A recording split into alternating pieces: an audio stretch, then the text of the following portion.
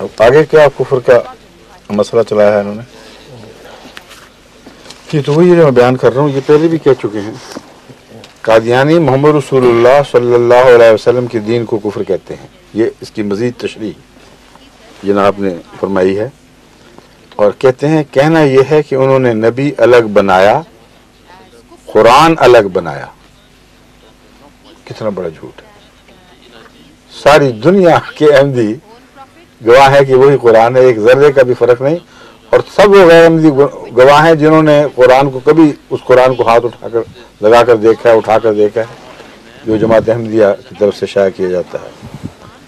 اور اب تو احمدی گواہ کا سوال نہیں ہے، 118 زبانوں میں قرآن کریم کی منتخبہ آیات کے تراجم کر کے سب دنیا میں منتشر کر دیا گیا، مشتہر کر دیا گیا۔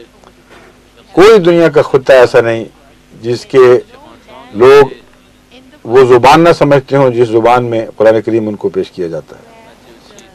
120 زبانیں بہت بڑی چیز ہے، اگرچہ افریقہ کے چھوٹے چھوٹے ملکوں میں چھوٹی چھوٹی زبانیں بھی بہت ہیں، قبائلی زبانیں ہیں، لیکن جو ان کی بڑی زبانیں وہ سب سمجھتے ہیں۔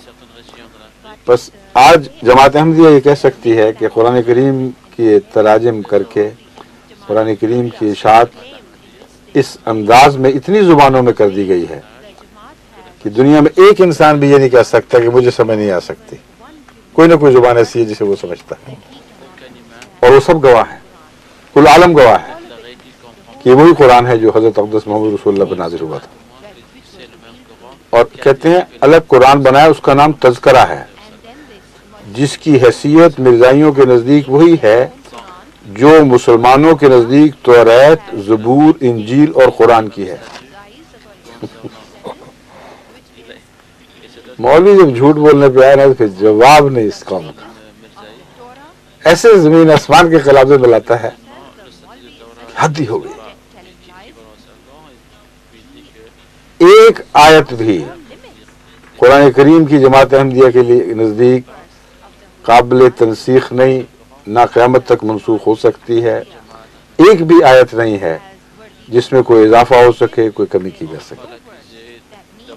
حضرت مسیح موعود علیہ الصلوۃ والسلام کے الہامات 100% بلا استثناء 100% یا قرآنی آیات پر مشتمل ہیں یا قرآنی پیغامات پر مشتمل ہیں۔